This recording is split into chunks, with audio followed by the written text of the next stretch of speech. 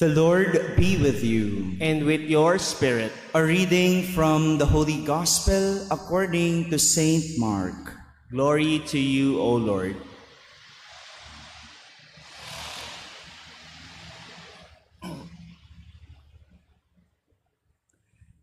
John said to Jesus, "Teacher, we saw someone driving out demons in your name, and we tried to prevent him because he does not follow us." Jesus replied, "Do not prevent him. There is no one who performs a mighty deed in my name who can at the same time speak ill of me. For whoever is not against us is for us." My friends, the Gospel of the Lord. Praise to you, Lord Jesus Christ. Good morning, my dear brothers and sisters. God is in charge. Could you say that? This is the message that we could get from our readings today. God is in charge.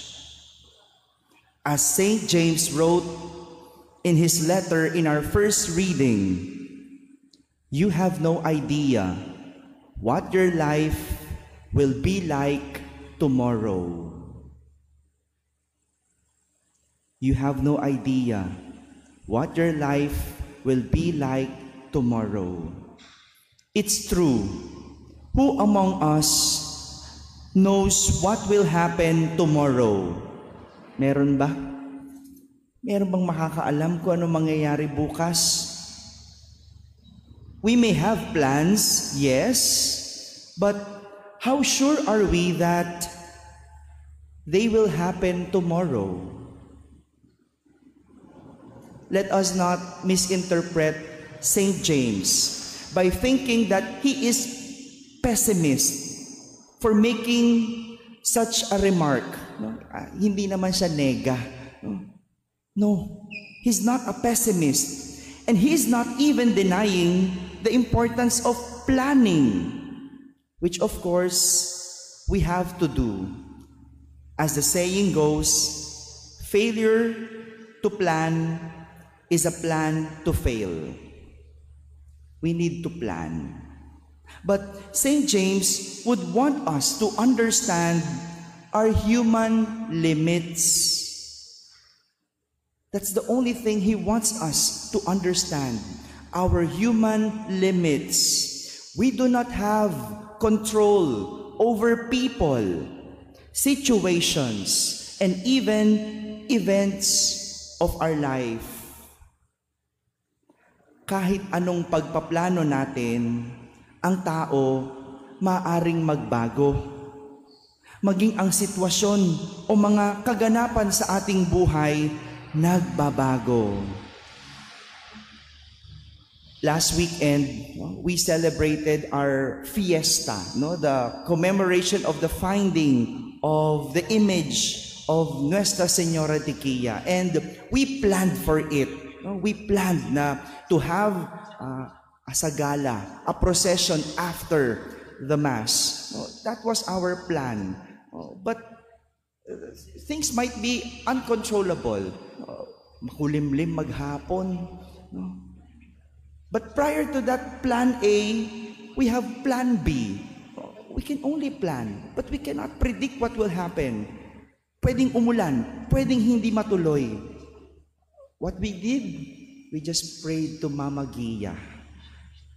We just prayed. That's the only thing we could do. After planning, praying will be the next. We allow God to do His will. Ganyan eh. Nagbabagong lahat. Pwedeng magbago. At kahit ang iyong plano, pwedeng magbago. Ang tao, pwedeng magbago. At dahil lahat ay nagbabago, kahit ang ating plano, pwede pa ding magbago.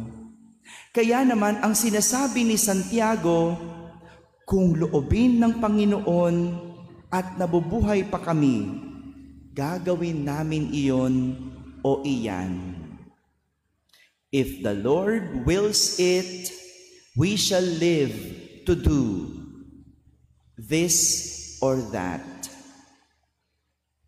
This is also what happened in our gospel today. The disciple of Jesus, John, was reporting to him, saying that they saw someone driving out demons in Jesus' name. And he is reporting to Jesus that they tried to prevent him.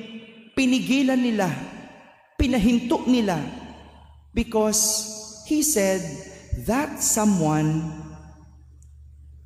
is not from them. That someone is not following them. Hindi nila kabilang, hindi nila kasama, hindi nila kaisa. But Jesus responded, do not prevent him. Do not prevent him.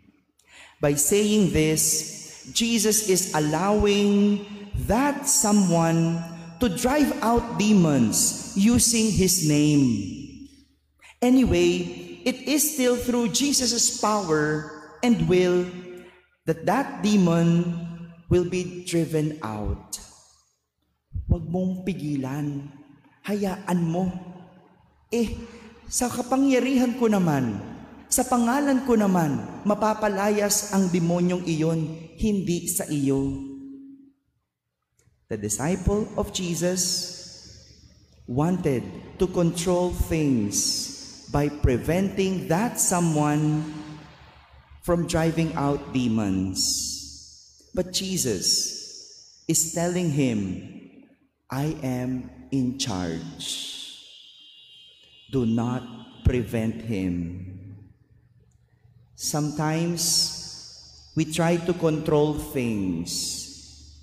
Hindi pala sometimes, always, we want to control things. And worse, even Jesus, we control him. We tell him what we want to happen, what we want to receive, how things should turn out to be. Diba? Ganyan tayo magdasal. We tell Jesus what we want to happen. Have you asked Jesus, what does He want to happen to you? Natanong mo ba yon? Natanong ba natin yon? Jesus is telling us, do not prevent it from happening. I am in charge. My dear brothers and sisters, it's good to have plans, but it's even better if we allow God to be in charge. This time, try to pray for God's will. Try to ask God to be in charge. Stop controlling. Yes, we have plans. We could share it to God. But at the end, we ask Him to be in charge. It's good to have plans, but it's even better if we allow God to be in charge, because the best results come from the plan of God and not from ours.